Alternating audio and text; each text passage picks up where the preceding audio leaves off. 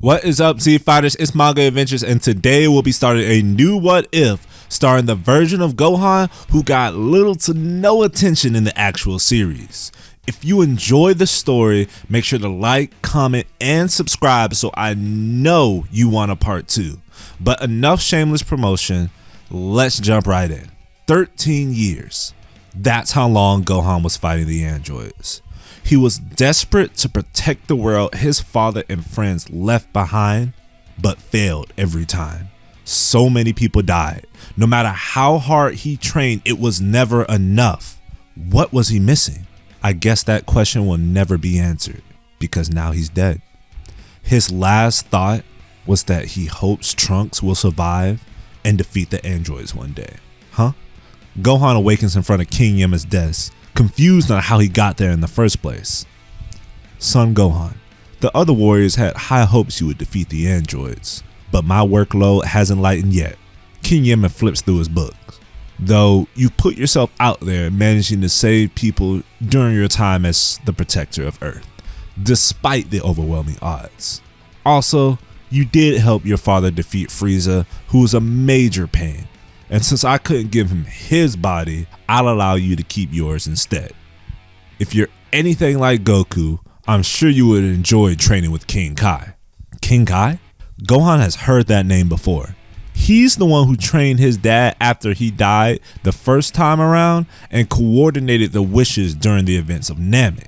He's almost positive he's able to communicate telepathically, which could be a great help.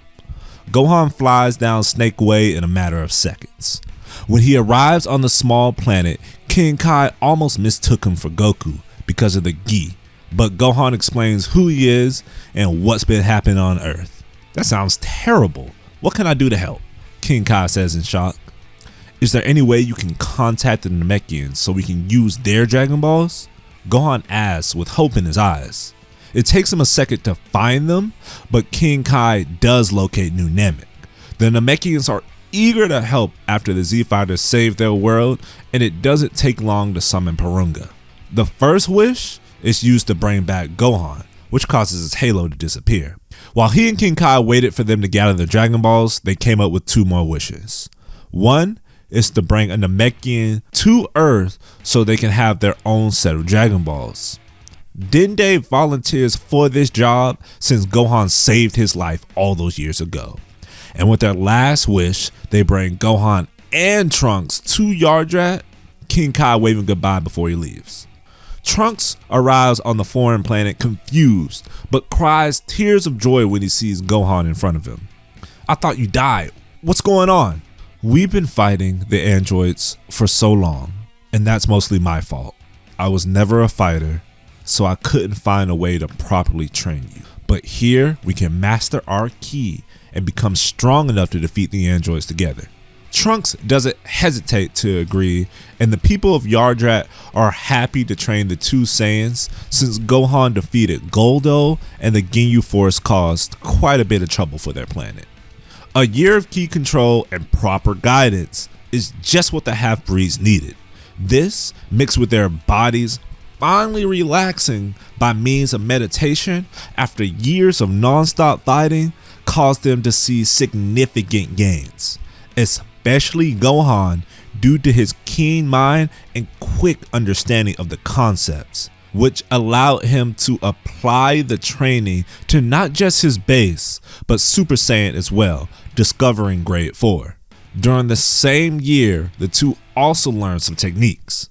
Trunks now knows how to heal, which is great for Saiyans because of Zenkais, while Gohan learned the technique his father couldn't, Force Spirit Fission. The reason for this is because the technique reminded him of the Spirit Bomb, and maybe if he learned both, he could apply them in ways never used before. Bulma arrives to pick them up, having been contacted and given the location by King Kai. The 2 wanting to save their wishes for after the defeat of the androids. Now ready to finally put an end to the threat, when they arrive on Earth, it doesn't take them long to find 17 and 18 destroying the town. Trunks, not knowing his own strength and this being his first real battle, fueled by anger, goes charging in with a ki blast and destroys 18 and many buildings behind him in the blink of an eye. He looked at himself in shock along with 18. You killed my sister. The android fires a ki blast at Trunks, which is deflected away by Gohan. It's funny how you care so much about your sister, but not about the innocent lives of all the ones you took who also had families. You'll get no mercy from me. Gohan fires a Maseko, which 17 tries blocking with his shield, but it's engulfed and he's wiped off the face of the earth. With a sigh of relief, the two revert back to base, no longer need to be Super Saiyans. It's finally over. Age 781 is the year that would go down in history of when the androids were finally defeated. Capsule Corp would pour all of their resources into rebuilding the world. Bulma having no more need for the time machine since the androids were defeated, and it would make no sense in making an alternate timeline to learn how to defeat the androids if they're already gone. Gohan and Trunks would sense Dende's energy on the lookout and use the Dragon Balls to bring back every good person killed in the past year, not really knowing the new limitations of Dende's Dragon Balls. And with their second wish, Gohan requests to be teleported to King Kai's planet where he can learn the Spirit Bomb, leaving Trunks just in case some more androids pop up as Jiro's failsafe or something. He picks up the move itself so quick, he's now learning different ways to utilize it alongside Force Spirit Vision, since he's stuck on King Kai's planet for a year until Trunks can gather the Dragon Balls again. But this passes by and he returns home with some new tricks up his sleeve. Age 785. 3 years of peace have passed before Babidi begins gathering energy on Earth. Now normally he wouldn't have noticed Trunks, but because he was going all out sparring with Gohan, the evil wizard saw how many Keelees the two were producing and knew it would be at least close to being enough to revive Boo. The Supreme Kai didn't appear until age 795 from what I've gathered, probably due to investigating other worlds Babidi went to. So that means Gohan and Trunks are on their own. Babidi sends Pui Pui and Yakon to gather their energies, but the minions bite off more than they could chew. Pui Pui isn't even a challenge, standing in front of King Yema before he himself realizes what's going on.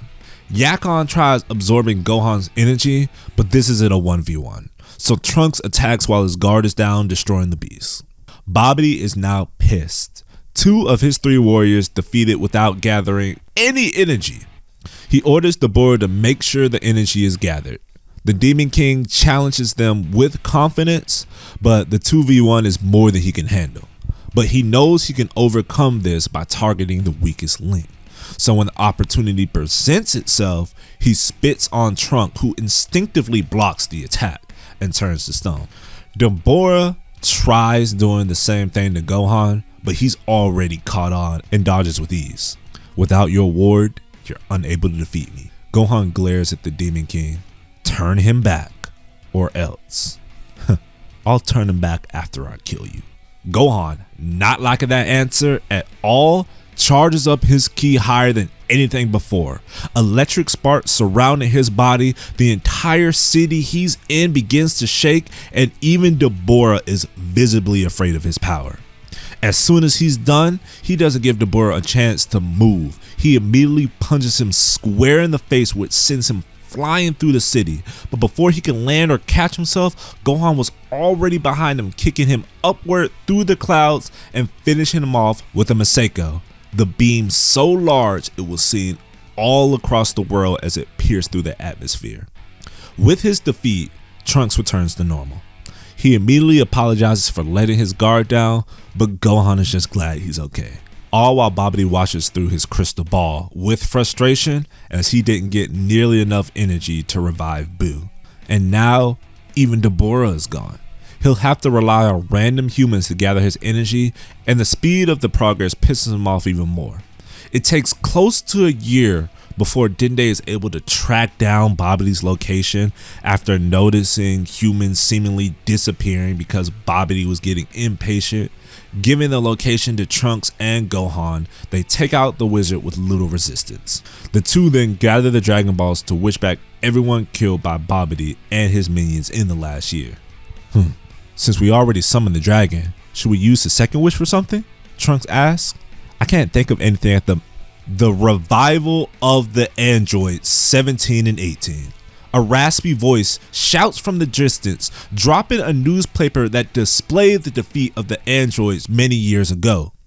Gohan and Trunks look back to see a green Bugman. Trunks charges in to stop him, but the Bugman spits at him, to which he dodges, only to be swatted away by the back of the monster's hand. As soon as 17 and 18 are revived and the dragon disappears, the Bugman uses his tail to suck in the confused female android with ease, his form and power changing shape.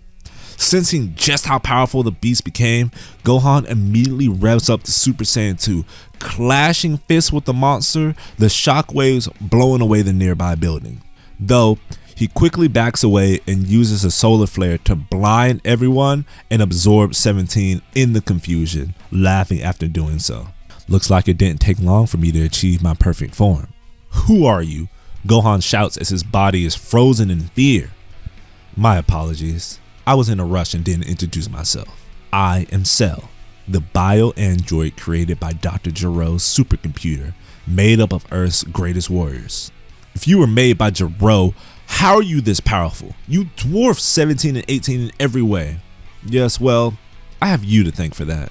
When you drew out Deborah, the machine scrambled to gather the Demon King's DNA.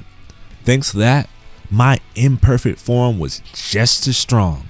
And after absorbing 17 and 18, I only continued to grow in strength. Absorb. That word rang in Gohan's head, and an idea came.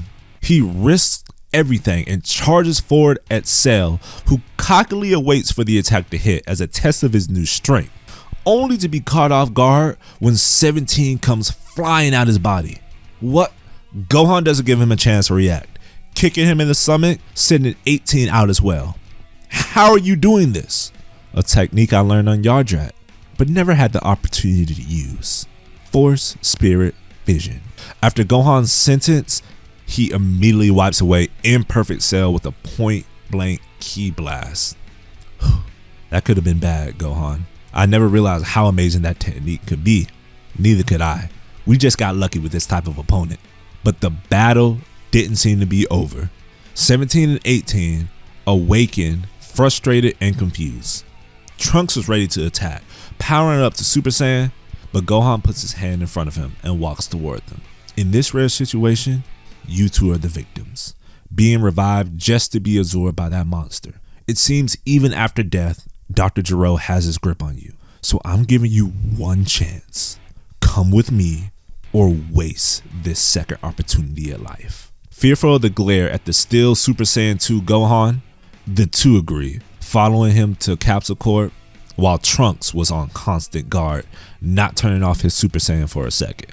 When they arrive, the androids are examined by none other than Bulma, who finds something very disturbing in both. Dr. Gero had programmed them to hate humans as part of his bid to conquer the world, along with a bomb inside their chest.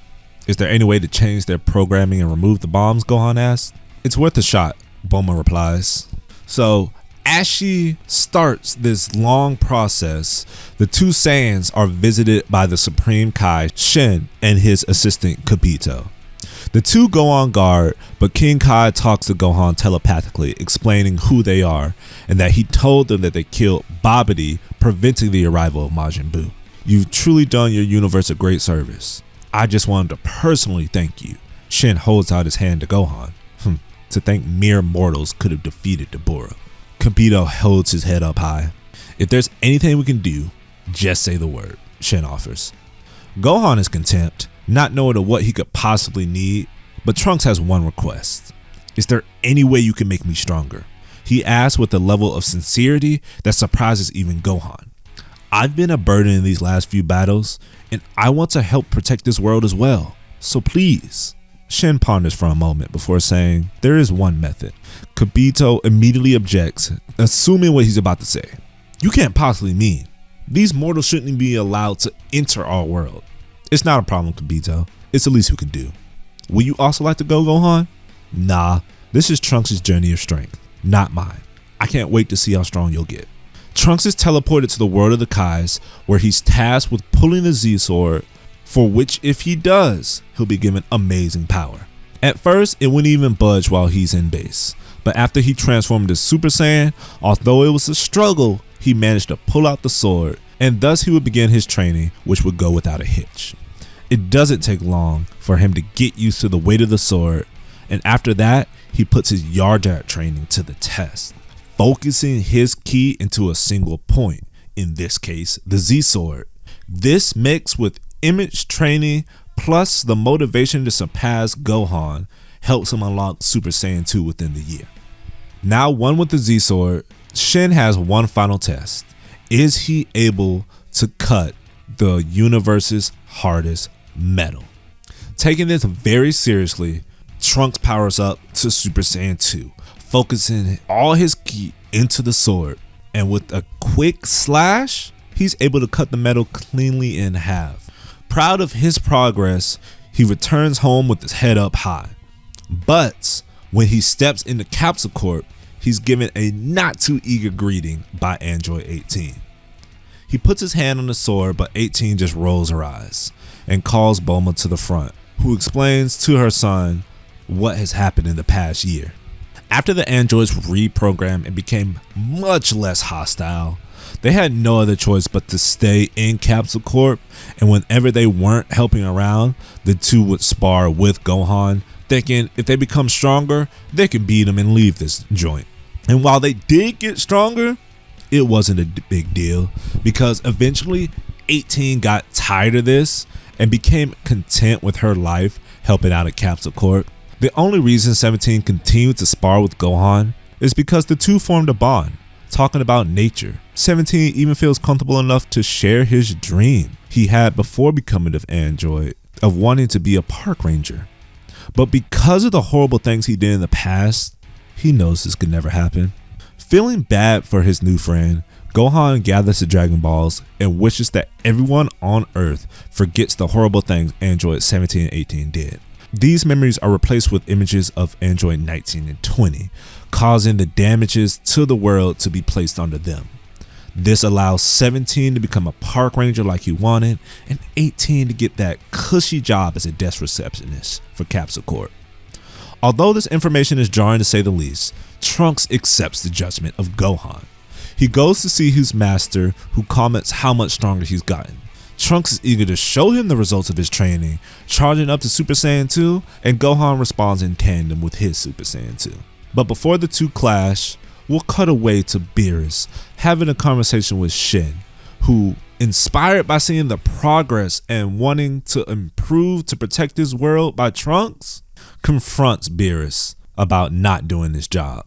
The God of Destruction asks, "Who gave you such a backbone?" And he tells him of the Half Saiyan, which intrigues the God of Destruction, who is disappointed he couldn't find the Super Saiyan God all those years ago. So he makes his way to Earth. And this is where I'll end part 1, covering all the events of Z. Part 2 should handle all of Super. I made a lot of changes, so I expect you guys to comment what you think. Was the Bora too easy, or should he have been easier? Same with Cell. Did the androids become good too easily? Is this story just going too fast for your liking? Every comment is welcome. I would also like to add that yes, the Z Fighters can be wished back by the Dragon Balls. Frieza is proof of this. But for the story I want to tell, and for the sake of Gohan and Trunks' growth, I chose to leave them dead.